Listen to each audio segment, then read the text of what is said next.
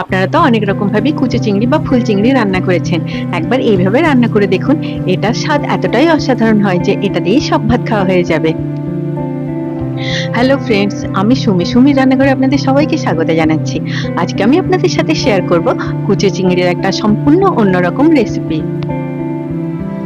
আমার আজকের রেসিপিটি যদি আপনাদের ভালো লাগে আপনারা নিশ্চয়ই লাইক করবেন। এটা বানানোর জন্য এখানে আমি নিয়ে নিয়েছি পেঁয়াজ, আদা, রসুন, শুকনো লঙ্কা, কাঁচা লঙ্কা আর টমেটো। আর নিয়ে নিয়েছি 300 গ্রাম কুচো চিংড়ি, আর সেগুলোকে খুব ভালোভাবে ক্লিন করে জল দিয়ে ধুয়ে নিয়েছি। কুচো চিংড়িগুলো খুব বেশি ক্লিন করার দরকার নেই, এগুলো সুর বা অ্যান্টেনাগুলোকে বাদ দিয়ে দিলেই হবে। আর এখানে আমি 1/4 কাপ মুসুর ডাল নিয়ে সেগুলোকে জল দিয়ে ভালোভাবে ধুয়ে 2 ঘন্টার জন্য জলে ভিজিয়ে রেখে দিয়েছিলাম। এবার একটা গ্রাইন্ডিং জারের মধ্যে নিয়ে নিলাম দুটো মিডিয়াম সাইজের পেঁয়াজ, 2 ইঞ্চির মতো আদা, 15টা রসুনের কলি, আর নিয়ে নিলাম একটা শুকনো লঙ্কা আর একটা মিডিয়াম সাইজের টমেটো। এবারে এগুলোকে গ্রাইন্ড করে এগুলোর একটা স্মুথ পেস্ট বানিয়ে নিলাম।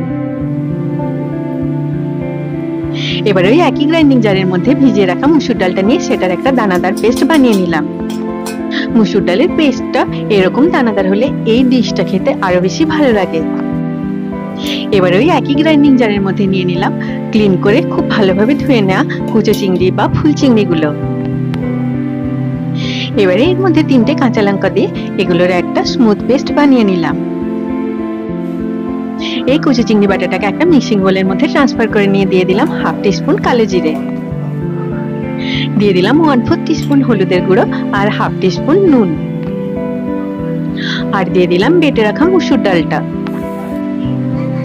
এবারে সব উপকরণগুলোকে খুব ভালোভাবে মিশিয়ে নিয়ে 5 মিনিটের মতো এটাকে ফেটিয়ে এটাকে একটা ডোয়ের মতো বানিয়ে নিলাম।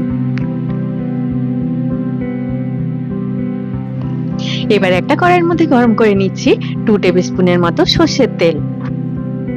তেলটাকে কড়াইয়ের চারদিকে এইভাবে ভালোভাবে ছড়িয়ে নিয়ে আপনারা গরম করে নেবেন, তাহলে বড়াগুলো গরম তেলে দেওয়ার সময় সাইডে লেগে যাবে না। এবারে হাতটা একটু জলের মধ্যে ডুবিয়ে নিয়ে চিংড়ির ডোটা থেকে অল্প অল্প করে নিয়ে এই গরম তেলের মধ্যে দিয়ে দিচ্ছি।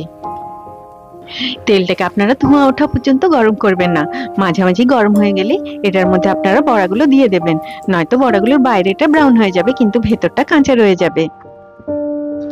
এই রেসিপিটা সেই ইউনিক ফ্লেভারটা পাওয়ার জন্য আপনারা এই রান্নাটা সর্ষে তেলে করার চেষ্টা করবেন।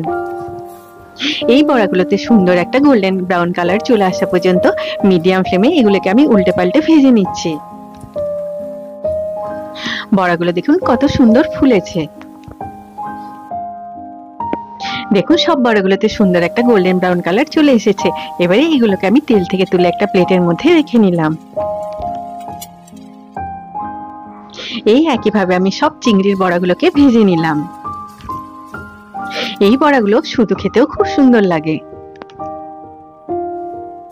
এবার ওই একই তেলের মধ্যে দিয়ে দিলাম এরকম ছোট করে কাটা 2টো মিডিয়াম সাইজের আলু। এবারে সুন্দর একটা গোল্ডেন কালার আসা পর্যন্ত ঢাকা দিয়ে এগুলোকে আমি লো ফ্লেমে ভেজে নিচ্ছি। লো ফ্লেমে এরকম ভাবে ঢাকা দিয়ে ভাজলে এগুলো ভাজা হওয়ার সাথে সাথে সেদ্ধও হয়ে যাবে। দেখুন আলুগুলোতে সুন্দর একটা গোল্ডেন কালার চলে এসেছে আর এগুলো সেদ্ধও হয়ে গেছে। এবারে এগুলোকে আমি তেল থেকে তুলে একটা প্লেটের মধ্যে রেখে নিলাম। এবারে একই তেলের মধ্যে দিয়ে দিলাম একটা শুকনো লঙ্কা আর সেটাকে মিডিয়াম ফ্লেমে কয়েক সেকেন্ড ভেজে নিলাম। দিয়ে দিলাম একটা কাঁচা লঙ্কা আর 1/2 টিস্পুন কালো জিরে। এবারে গ্যাসের ফ্লেমটা অফ করে দিয়ে দিলাম বাটা মশলাটা। শুকনো লঙ্কা, কাঁচা লঙ্কার কালো জিরেটা ভাজা হয়ে যাবার পরে আপনারা গ্যাসের ফ্লেমটা অফ করে দেওয়ার পরে এই মশলাগুলো দেবেন, তাহলে মশলাগুলো চারদিকে ছেটাবে না আর দইটা দেওয়ার সময় দইটা দানা দানা হয়ে যাবে না। এখানে দেখুন আমি 1/4 কাপ সাদা দই নিয়ে সেটাকে স্মুথ আর ক্রিমি হওয়া পর্যন্ত ফেটিয়ে নিয়েছি। এবারে এটাকেও আমি মশলার মধ্যে দিয়ে দিলাম। দইটা দেওয়ার আগে আপনারা খুব ভালোভাবে ফেটিয়ে নেবেন আর দইটা দেওয়ার সময় গ্যাসের ফ্লেমটা অফ রাখবেন বা লো রাখবেন, নয়তো গ্রেভির মধ্যে দইটা দানা দানা হয়ে যাবে। গ্যাসের ফ্লেমটাকে অফ রেখে দইটাকে মশলার সাথে ভালোভাবে মিশিয়ে নিয়ে দিয়ে দিলাম স্বাদ মতো নুন। নুনটা আপনারা একটুখানি দেখে দেবেন, কারণ চিংড়ির বড়াগুলো ভাজার সময়তেও আমরা নুন দিয়েছিলাম। দিয়ে দিলাম 1/2 টিস্পুন হলুদের গুঁড়ো, দিয়ে দিলাম 1 টিস্পুন ধনে আর জিরের গুঁড়ো আর 1 teaspoon Kashmiri red chilli powder.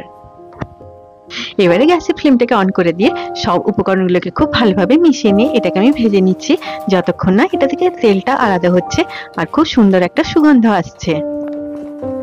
এই রান্নাটায় কোনো গরম মশলা দেওয়ার দরকার নেই, কারণ মুসুর ডাল আর চিংড়ির যে একটা ন্যাচারাল ফ্লেভার থাকে সেটার জন্যই এই রান্নাটা ইউনিক।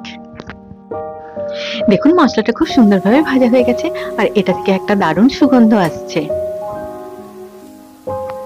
এবার আমি এর মধ্যে দিয়ে দিলাম ভেজে রাখা আলুগুলো। লো ফ্লেমে মশলার সাথে আলুগুলোকে 1 মিনিটের মতো ভেজে নিলাম। দিয়ে দিলাম 1.5 কাপের মতো জল।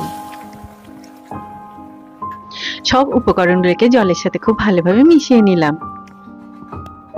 আলুগুলো ভাজার সময়তেই সেদ্ধ হয়ে গেছিল, তাই এটাকে আমি এখন ঢাকা দিয়ে 2 থেকে 3 মিনিটের মতো লো ফ্লেমে কুক করে নিচ্ছি।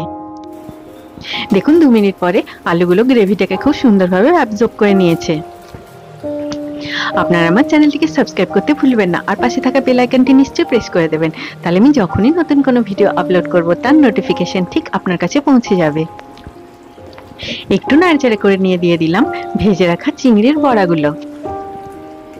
দিদা ঠাকুমা মায়ের হাতের এইসব রান্না স্বাদের জুড়ি মেলা ভার, কিন্তু এখন এইসব রান্নার স্বাদ আমরা প্রায় ভুলতেই বসেছি, তাই না? এই তরকারিটার স্বাদ আমি আপনাদেরকে বলে বোঝাতে পারবো না। এটা স্বাদ জানতে গেলে আপনাদেরকে এই রান্নাটা বাড়িতে বানাতে হবে। বড়াগুলোকে গ্রেভিটার সাথে খুব ভালোভাবে মিশিয়ে দিয়ে ঢাকা দিয়ে মিডিয়াম ফ্লেমে এটাকে আমি 1 মিনিটের জন্য কুক করে নিচ্ছি। 1 মিনিট পরে এটার মধ্যে একটা কাঁচা লঙ্কা দিয়ে ভালোভাবে নাড়াচাড়া করে গ্যাসের ফ্লেমটাকে অফ করে দিলাম। দেখুন এই তরকারিটার কনসিস্টেন্সিটা ঠিক এরকম থাকবে, আর আপনারা জলটা একটুখানি দেখে দেবেন, কারণ বড়া জল অ্যাবজর্ব করে। গ্যাসের ফ্লেমটা অফ করে দেবার পরে আপনারা এটাকে ঢাকা দিয়ে এইভাবে 3 থেকে 4 মিনিটের জন্য রেখে দেবেন, যাতে বড়াগুলো এই গ্রেভিটাকে ভালোভাবে অ্যাবজর্ব করে নেয়। তারপরে এটাকে সার্ভ করবেন। এই কুচো চিংড়ির বড়ার তরকারিটা আপনারা গরম গরম পরিবেশন করুন গরম ভাতের সাথে। এই অসাধারণ স্বাদের কুচো চিংড়ির বড়ার তরকারিটা আপনারা বাড়িতে নিশ্চয়ই একবার বানাবেন। সবাই খুব ভালো থাকবেন। আবার আপনাদের সাথে আমার দেখা হবে আমার নেক্সট ভিডিওতে। Take care.